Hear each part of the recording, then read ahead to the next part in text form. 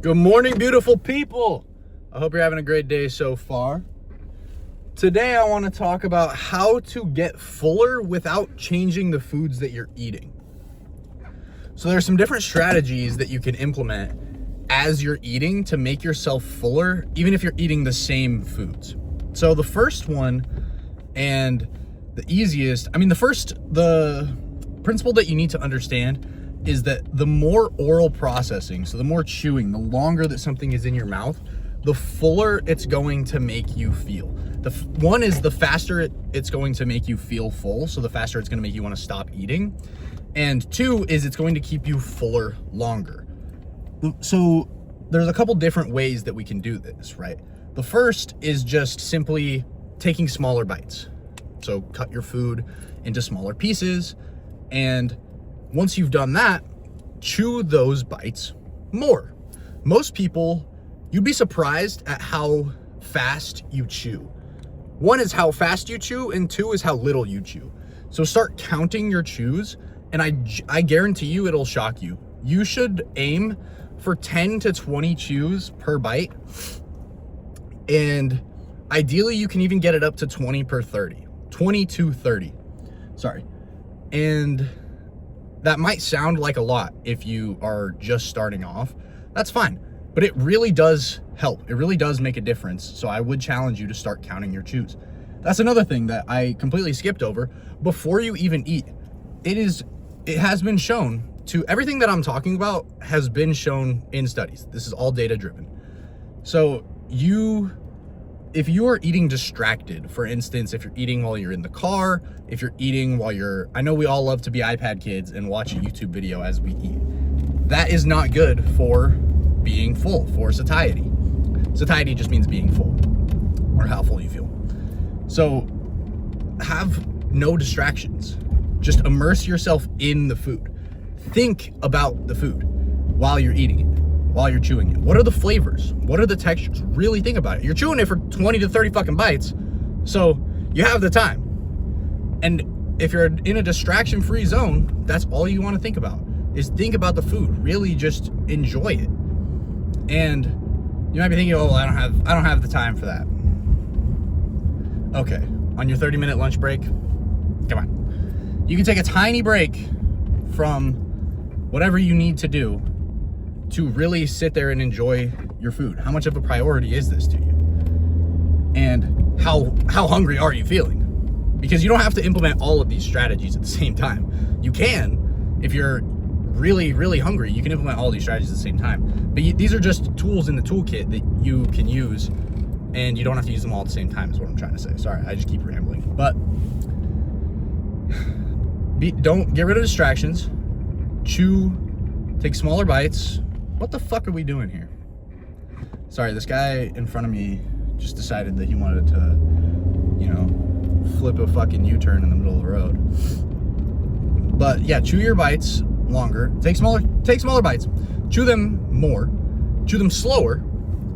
Get rid of distractions.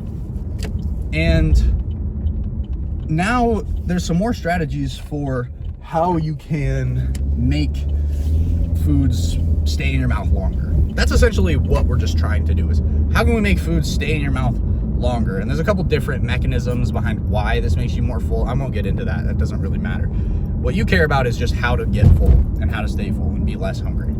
So another one is the texture of your foods. This one shocks people, but the texture matters. Crunchy foods are more filling.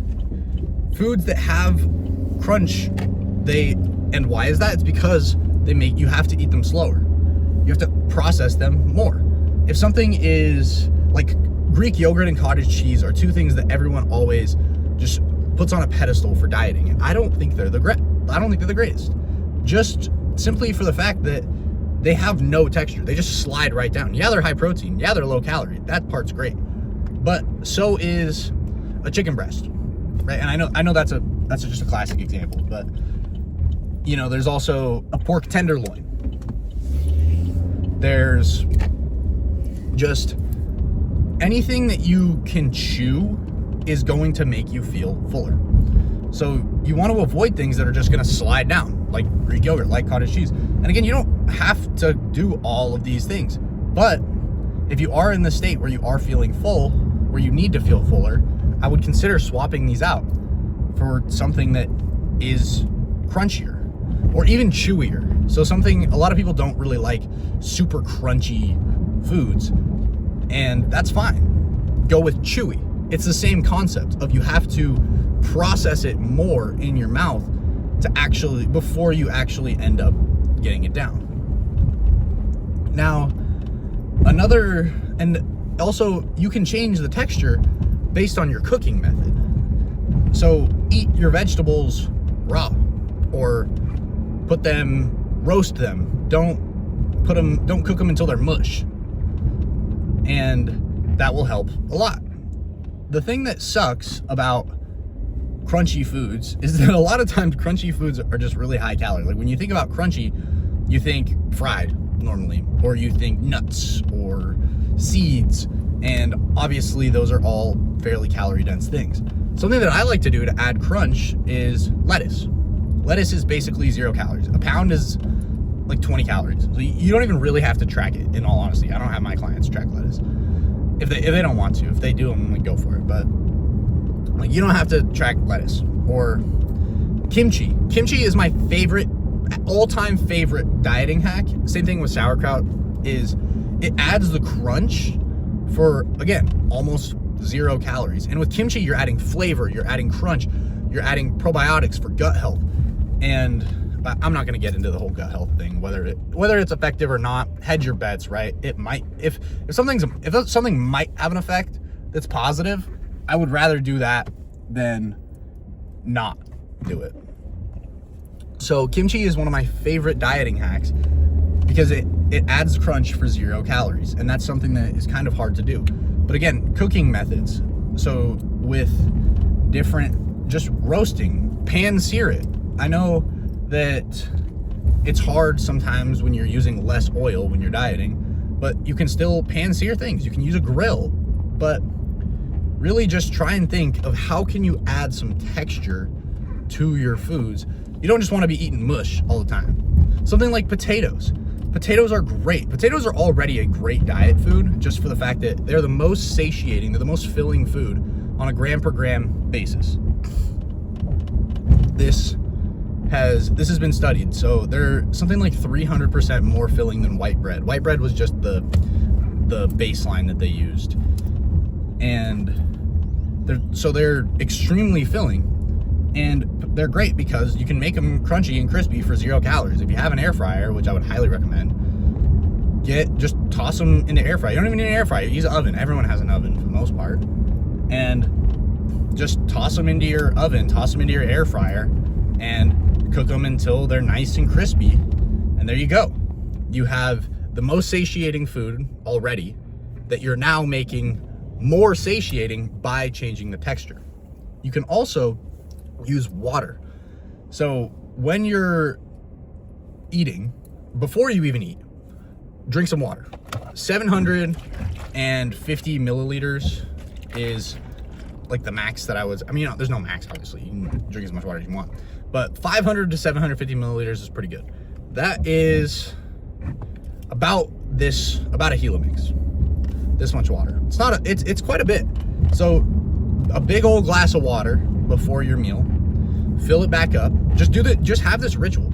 Fill up the water all the way, and then drink it, and fill it up again, and then take a sip of water between each bite. So you can have this ritual of put your utensils down between each bite as well. You want to give, a lot of people, they eat so fast that your brain doesn't really have time to produce. Leptin it's one of the hormones that makes you feel full. So is GLP-1. And that's why everyone's on GLP-1s right now, GLP-1 agonists. But when your brain has to produce these hormones, and then you have to feel them. But first, your stomach has to tell your brain, hey, there's food in here. So there's also sensors in your mouth too. That's again one of the reasons why we think that chewing longer helps. But you need to give your brain time for that. You give your body time to be like, oh shit, there's food. We're getting food. We don't need to be hungry anymore. Stop pumping the hunger hormone. Stop pumping ghrelin out. That's what makes you hungry. Start pumping leptin. Start pumping GLP. There's a couple other ones. GLP-1.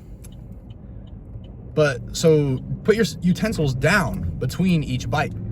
And here's a crazy thought. Engage with the people around you.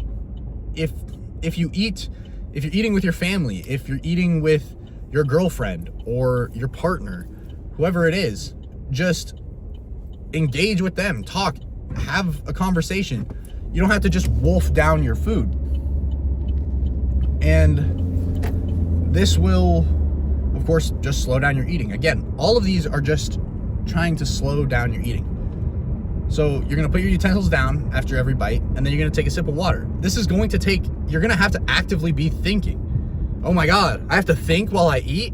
Yeah, that's part of the reason why you house 1,000 calories and you don't feel like you housed 1,000 calories. You can, like I can house down a bunch of food and be like, man, I'm still hungry.